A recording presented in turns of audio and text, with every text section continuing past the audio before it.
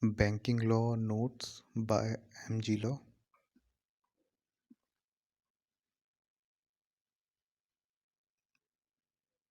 Now we will discuss what is Bill of Exchange. Okay, page number 30.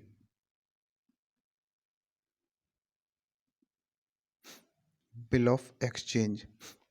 So, what is it? Let's draw an example of it. Suppose this is a bill of exchange. In it, there are three parties. Let's take A, B, C. Okay, here A is the drawer or the maker, will draw or make this instrument. Okay, B is the drawee or acceptor, who will make the payment, and C is the payee,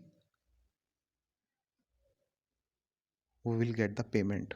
Okay, so A will, its like relation is like this, that if when A has to pay some money to C and A has some money on B.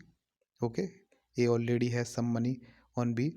B is a debtor, A is a creditor. B is having A's money, so A will direct or order B to pay C. Okay, he will write, Mr. B, pay Mr. C rupees 100, and then put his signature. Okay, then B will accept this. Okay, B will say, okay, whenever this bill of exchange is presented to me, I will pay the amount. Okay, so A gives this bill of exchange to C. So whenever C presents this bill of exchange to B, to the drawer, then B has to make the payment. Okay, so this is bill of exchange. Let's see the definition of bill of exchange according to Negotiable Instruments Act, Section 5. It's an instrument. We have seen there are three types of negotiable instrument: promissory note, bill of exchange, and check. Okay, so it's a type of negotiable instrument, transferable instrument, the instrument that can be transferred. Okay, so it's an instrument in writing. It should be in writing, not oral, containing an unconditional. There should not be any condition in it. It should be in an order. Okay, it should be in the form of order, directing a certain person. It should direct a certain person to pay the amount. Like here, A is directing B to pay the amount.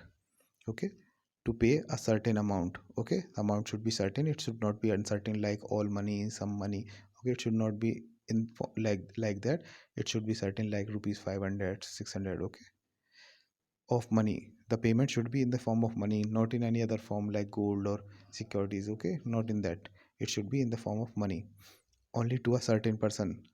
The payment should be done to a certain person, like here the payment is being done to C. Okay, the person should be certain, he should be identifiable, so he should be identifiable with certainty, or on the order of that certain person, or the bearer of the instrument, means whoever has the possession of this instrument, whoever has the possession of this bill of exchange, and they should be signed by the maker. It should be signed by maker. So this is the definition of bill of exchange. We have seen there are three parties. One is the drawer, who will make this bill of exchange, he is the maker. Another one is drawee, who will accept the bill of exchange and make the payment. Okay, and the third one is the payee, who will get the payment. So essentials will come from the definition, plus one more will be there, that is getting it stamped. Okay, so the first essential is, it should be in writing, not oral. It should be unconditional, there should not be any condition. Third is, it should be an order. It may be in the form of request, but the form of request being very polite does not destroy the order. Okay, it was said in rough and web case, where it, the bill of exchange was in the form like, Mr. Nelson, Mr. Nelson will much oblige Mr. Webb by paying rough or order 20 guineas. Okay, although the language is very polite, but that doesn't destroy the order.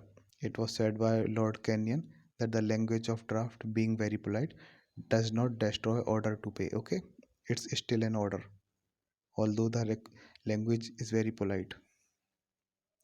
The parties should be certain. Okay, they can be, They should be identifiable with certainty.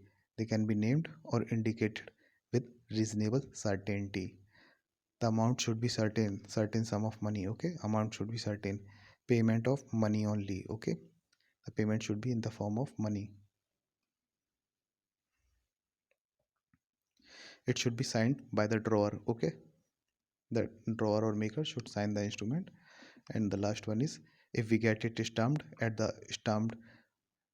registry department, okay, and paying the stamp duty, it will become legally binding on the parties. If there is non-payment, then the parties who have not made the payment, they will be liable. The payee can take legal action against them. What is the difference between promissory note and bill of exchange? Let's draw them first. This is promissory note. Here there are two parties, A, B. And in bill of exchange, there are three parties, A, B, C. Here A, in promissory note, A is the maker, B is the payee. A says, I promise to pay B, and then puts his signature, okay, to be rupees 100. In bill of exchange, A is giving order to B by saying like that, Mr. B, pay Mr. C rupees 100, then puts his signature. Okay, so in promissory note, there are two parties only.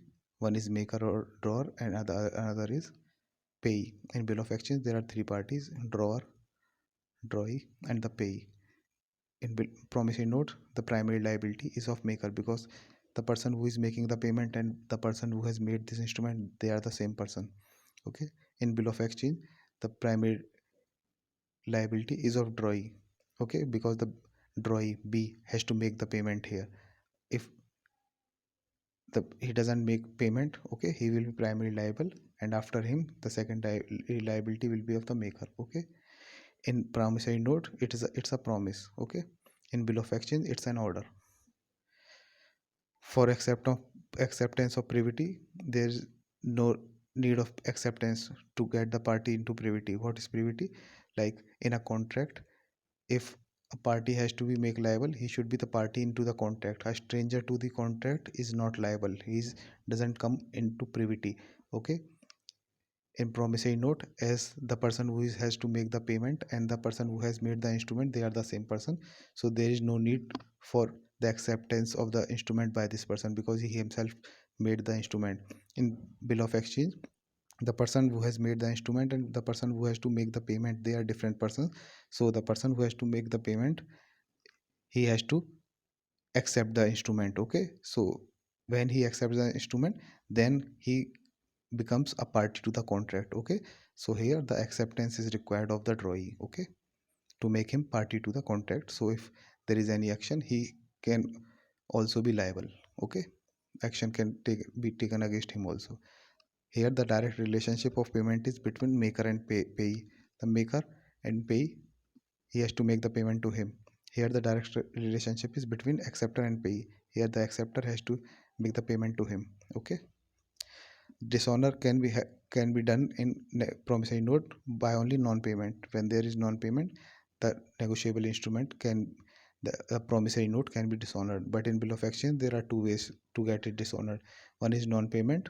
Okay, another one is non-acceptance. Okay, if the drawee B, he doesn't accept the instrument, okay, then also it's a dishonor. There are two ways in bill of exchange to dishonor. When it's dishonor, then promissory note, there is no requirement to do protest, because A is himself the maker, and the person who has to make the payment is the same person. So there is no need to protest against him. He is already liable. In bill of exchange, there is need to protest, because maybe A doesn't know that the bill of exchange has been dishonored. Okay, so there should be a notice sent to A that bill of exchange has been dishonored. In promissory note, there is no requirement to send notice. Okay, because the person who is the maker and the person who has to make the payment are the same person in promissory note. In promissory note, the debtor creditor relationship means the person who owes money to another person, it's between maker or payee. Okay, maker has to pay the money to payee because he owes money to payee. Okay, in this bill of exchange, the relationship is between drawee and drawer. Okay, the drawer and drawee, the drawee owes money to a. Okay, drawee has money of drawer. Okay, therefore he is ordering him to pay his money to some other person. Okay, so let's have a quick summary. We have seen in bill of exchange there are three parties: drawer, drawee, and payee. Okay, the drawer orders drawee to pay money to payee. Okay, definition in Negotiable Instruments Act, Section 5. It's written, it's an instrument, it's a negotiable instrument. Okay, in writing, it should be unconditional, without any condition. It's an order. Okay, to direct a certain person to pay a certain sum. Okay, of money only. Okay, not any other form. Only to a certain person, the payment should be made to a certain person or on his order, or whoever has the possession of the instrument, whoever is the bearer of the instrument. It should be signed by the maker. There are three parties: the drawer who draws or makes the instrument, the drawee who has to make the payment, okay, and the payee who will get the payment. Essentials come from the definition only, plus one more extra is termed. So what are the essentials? It should be in writing, not in oral. It should be unconditional, without any condition. It should be an order. Okay, maybe in the form of request, but the form of request, being very polite, does not destroy the form of order. Okay, parties should be certain, they should be identifiable with certainty, with reasonable certainty. They should be a particular persons. Okay, the sum of money should be certain, amount should be certain, the payment should be in money, form of money only. The instrument, the bill of exchange, should be signed by the drawer, and if we get it stamped in the registry office or registry department of the government, we pay the stamp duty. It will become legally binding on the parties. So if they do not make payment, they will make made liable, or and that legal action can be taken against them. What's the difference between promissory note and bill of exchange? In promissory note, there are two parties, and this there are three parties. Primary liability in promissory note is of maker, and in bill of exchange it's of drawee. The maker's responsibility is secondary. A promissory note is a promise. Bill of exchange is an order. Acceptance for private privity, as in promissory note, the maker and the person who has to make the payment, they are the same, so there is no need for acceptance. In bill of exchange, the drawee has to accept the bill of exchange first, then only he can become party to the contract. He will come under privity. The direct relationship is between maker and payee. Maker has to pay the amount to pay in promissory note. In bill of exchange, the acceptor has to make the payment to pay. So the direct relationship is between acceptor and payee. In promissory note, the dishonor can be done by non-payment only. In bill of exchange, the dishonor can be done by non-payment and as well as non-acceptance by the drawee. In promissory note, protest is required, as the protest is in promissory note, protest is not required. Sorry, so not required because the maker and the person who has to make the payment, they are the same person. Okay, in bill of exchange, it's necessary to protest because maybe he doesn't know that the bill of exchange has been dishonored. So in bill of exchange, there's a notice should be sent to the maker that bill of exchange has been dishonored. Okay, there is no requirement of sending notice to the maker in promissory note. The debtor creditor relationship is between maker and payee in bill of exchange. Okay, the maker owes money to payee. Okay, he has to pay that amount to payee. Okay, in this bill of exchange, it's between drawer and drawee. The drawee owes money to the drawer. Okay, he has money of drawer. So this was the summary. I hope you have understood bill of exchange. If you are interested in these banking law notes PDF, you can get the link in description box or comment box. Okay, you can download it from there. Next topic will be check, which we will cover in next video.